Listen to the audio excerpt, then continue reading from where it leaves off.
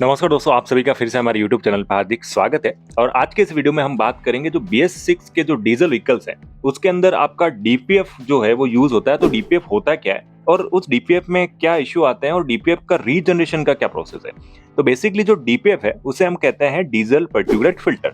अब ये क्या है, ये एक तरह का बेसिकली फिल्टर है जो कि गवर्नमेंट के BS6 नॉर्म्स है उसके अकॉर्डिंग ये आपका लाया गया।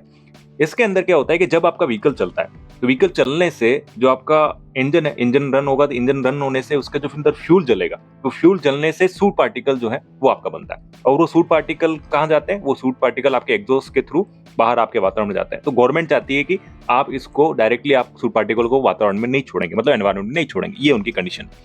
तो उसको ट्रैप करने के लिए ये आपका डीजल पर्टिकुलेट फिल्टर जो है वो लगाया। अब लगा तो दिया, समस्या तो आती है कई बार। जो आप अगर आप स्कॉर्पियो चला रहे हैं, स्कॉर्पियो एन आपके पास है, तो आपको मार्केट में कई सारी समस्या कस्टमर के द्वारा मिलती है कि बार बार ये DPF चौक होता है। अब चौक होना बेसिक मतलब आप उसी चीज को समझिए कि कोई चीज है, कोई फिल्टर आपने लगाया है, उस फिल्टर में से सूट पार्टिकल जा रहा है, वो ट्रैप कर रहा है उसको, तो एक लिमिट तक स्टोरेज करेगा। उसके बाद क्या होगा, उसका जब वो फुल हो जाएगा, चौक हो जाएगा, तो वो एग्जॉस्ट गैस को बाहर नहीं जाने देगा। तो आपकी गाड़ी में क्या इशू आएगा, आपकी गाड़ी में वही इंडिकेशन आ जाएगा, आपकी गाड़ी में लो पिकअप है वो वाला इशू आ जाएगा। तो उसको दूर करने के लिए आपकी जो कंपनीज है वो इस टेक्निक का यूज करती है, उसका नाम है रीजनरेशन। अब ये रीजनरेशन क्या है, बेसिकली रीजनरेशन एक तरह से जो आपका डीजल पर्टिकुलर फिल्टर जो DPF है उसके अंदर जो सूट पार्टिकल ट्रैप हो चुका है उसको क्लीन करने की टेक्निक है। नहीं तो आपको क्या करना पड़ेगा, अगर वो टेक्निक नहीं होगी तो बार बार आप DPF को चेंज करना पड़ेगा, रिप्लेस करना पड़ेगा, जो कि काफी कॉस्टली रहेगा, इकोनॉमिकल नहीं है। तो बार बार आप गाड़ी चलाओगे उस DPF फिल्टर को चेंज करोगे। वैसे ही डीजल की रेट आप देख रहे हैं कितनी बढ़ती जा रही है, तो उसके लिए रीजनरेशन टेक्निक को यूज किया है। इसमें होता है कि बेसिकली ये 3 टाइप के रीजनरेशन होते हैं कि जब आपकी गाड़ी आप चला रहे हैं, मेनली आपकी गाड़ी जब हाईवे पे चल रही है, तो हाईवे पे आपकी गाड़ी चलती है तो ऑटोमेटिकली क्या होता है, गाड़ी जब 60 से 80 किलोमीटर की स्पीड में चल रही होती है और गाड़ी का जो इंजन का RPM है वो 2000 से 2500 RPM होता है, तो जो एग्जॉस्ट गैसेस निकल रही है उसका टेम्परेचर काफी हाई है। तो उन टेम्परेचर हाई होने की वजह से जो सूट पार्टिकल है वो सूट पार्टिकल ऑटोमेटिकली वहां पर बर्न होकर क्लीन हो जाता है। मतलब एक तरह से इस रीजनरेशन को कहते हैं हम पैसिव रीजनरेशन, जो कि ड्राइवर को कोई पता नहीं, ऑटोमेटिकली चलता रहेगा जब आपकी गाड़ी हाईवे में चलती रहेगी। तो पहली कंडीशन तो ये हुई कि जब आपकी गाड़ी हाईवे पे चलती रहती है तो ऑटोमेटिकली जो एग्जॉस्ट गैस का टेम्परेचर की वजह से ये सूट पार्टिकल जो है वो आपका क्लीन होता जाता है। सेकंड आपका आता है एक्टिव रीजनरेशन। इस एक्टिव रीजनरेशन में क्या होता है कि जब आपकी गाड़ी कोई कस्टमर होता है, फॉर एग्जाम्पल उसकी गाड़ी सिर्फ A to B जगह जा रही है, सिटी के अंदर ही ड्राइव कर रही है, उसका हाईवे का जो ट्रैवल है वो बहुत कम है, मतलब नहीं के बराबर है। उस कंडीशन में क्या होगा कि वो जब A to B कहीं कंडीशन में जा रहा है, माने कि उसका ऑफिस सिटी में ही है, ऑफिस से घर जा रहा है, 10 किलोमीटर की ड्राइव है, उस 10 किलोमीटर की ड्राइव के अंदर इतना एग्जॉस्ट का टेम्परेचर नहीं हो पाता कि वो सूट पार्टिकल को क्लीन कर दे, क्योंकि गाड़ी चल रही है, फ्यूल जल रहा है, फ्यूल जलने से सूट पार्टिकल तो बनेगी, तो सूट पार्टिकल को हम बनने से नहीं रोक सकते।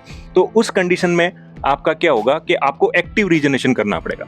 इस एक्टिव रीजनरेशन में क्या होगा, आपकी गाड़ी में इंडिकेशन आ जाएगा कि आपको DPF रीजनरेशन रिक्वायर्ड। तो उस कंडीशन में आपको गाड़ी को हाईवे पे लेके जाना है, गाड़ी को 60 से 80 की स्पीड में आपको चलाना है, गाड़ी को 2000 से 2500 RPM के बीच चलाना है। करीबन जितना सूट पार्टिकल जमा होगा तो लगभग 15 से 20, 25, 30 मिनट तक आपको गाड़ी को ड्राइव करना है। तो ऑटोमेटिकली क्या होगा कि इस RPM पे, इस स्पीड में चलाने से इंजन का जो एग्जॉस्ट का टेम्परेचर है वो काफी हाई रहेगा, तो उसकी वजह से आपका जो सूट पार्टिकल है वो आपका बर्न हो जाएगा। तो ये जो दो हैं, ये आपके प्रोसेस आपके रीजनरेशन के अंदर होते हैं। बट आपने सेकंड वाला जो प्रोसेस है वो भी आपने नहीं किया, गाड़ी फिर भी चल रही है, सूट पार्टिकल बहुत एक लिमिट से ज्यादा आपका जमा हो गया, तो थर्ड कंडीशन में आपको क्या होगा, थर्ड कंडीशन में आपको गाड़ी को अपने नजदीकी सर्विस सेंटर के अंदर ले जाना पड़ेगा। आपकी गाड़ी में इंडिकेशन है वो जा नहीं रहा है, गाड़ी का लो पिकअप हो गया, गाड़ी बिल्कुल चल ही नहीं रही है, 20-25 किलोमीटर की स्पीड में चल रही है, तो वहां पर वर्कशॉप में जाने के बाद जो टेक्नीशियन होगा वो आपके गाड़ी में क्या होगा, OBD पोर्ट जो होता है उस पोर्ट में आपका एक डायग्नोसिस टूल, जो जैसे आम भाषा में जो स्कैनर होता है, वो स्कैनर कनेक्ट करेगा। स्कैनर कनेक्ट करने के बाद उसके अंदर वो सिस्टम पूरा लगाएगा और उसके अंदर से वो फिर फोर्स रीजनरेशन करेगा। उस फोर्स रीजनरेशन से आपकी गाड़ी का RPM बढ़ जाएगा, एग्जॉस्ट का टेम्परेचर बढ़ेगा। तो ये लगभग 30 मिनट तक होता है। इस प्रोसेस में होता है क्या है कि जो आपका एक्स्ट्रा डीजल है वो डीजल आपका स्प्रे करता है इंजेक्टर, तो जिससे आपका जो एग्जॉस्ट का टेम्परेचर और ज्यादा बढ़ जाता है। अनबर्न फ्यूल जो है वो अनबर्न फ्यूल जाके आपका वहां पे जलेगा, जिसकी वजह से आपका DPF है जो क्लीन हो जाता है। तो ये 3 मोटा मोटी जो है आपके रीजनरेशन के प्रोसेस है। तो पहला आपका पैसिव हो गया, जो ऑटोमेटिकली अगर आप हाईवे पे चल रहे हैं तो हाईवे पे चलता रहेगा। सेकंड जो है, उस सेकंड में आपको जैसे इंडिकेशन आया, गाड़ी को हाईवे पे लेके जाएं, 25-30 किलोमीटर हाईवे पे चलाएं, तो आपका कंप्लीट रीजनरेशन हो जाएगा। उसके बाद भी नहीं हुआ तो फिर आपको अपने नजदीकी सर्विस सेंटर पर जाकर ये प्रोसेस आपका करवाना पड़ेगा। ये 3 टोटल प्रोसेस हैं आपके रीजनरेशन। इसके बाद भी अगर आपका डीपीएफ में लाइट नहीं जाती है तो फिर आपको डीपीएफ को क्लीन कराने के लिए उसका आजकल मार्केट में कई सारे मशीन्स आ गए हैं जो डीपीएफ को निकाल कर उसको कंप्लीटली क्लीन करते हैं। तो मोटा मोटी ये आपके 3 है। तो आपको एक चीज ध्यान रखनी है कि आपके पास डीजल व्हीकल है, जो आजकल स्कॉर्पियो एन हो गया, बोलेरो हो गया, तो उसको कोशिश कीजिए कि आप उसको सिटी ड्राइव के अलावा आप हाईवे पे भी लेके जाए। एक वीक में 1-2 बार उस गाड़ी को हाईवे पे चलाएं, ताकि आपकी गाड़ी का जो है ये रीजनरेशन प्रोसेस होता रहेगा। और गाड़ी को आइडल खड़ी नहीं रखें। कई बार क्या होता है, हम गाड़ी को आइडल जो है खड़ी करके रखते हैं, वो प्रोसेस न करें, क्योंकि उसकी वजह से क्या होगा कि आपका सूट पार्टिकल काफी ज्यादा बनेगा और वो सूट पार्टिकल आपका ट्रैप होता जाएगा। ठीक है, तो ये जो है ये सिंपल बेसिक भाषा में मैंने आपको कोशिश की कि आपको रीजनरेशन प्रोसेस और डीपीएफ के बारे में जानकारी दी। अगर आपको ये वीडियो पसंद आया तो प्लीज वीडियो को लाइक करें, वीडियो को शेयर करें, और अगर आप चैनल पे नए हैं तो प्लीज चैनल को सब्सक्राइब करें।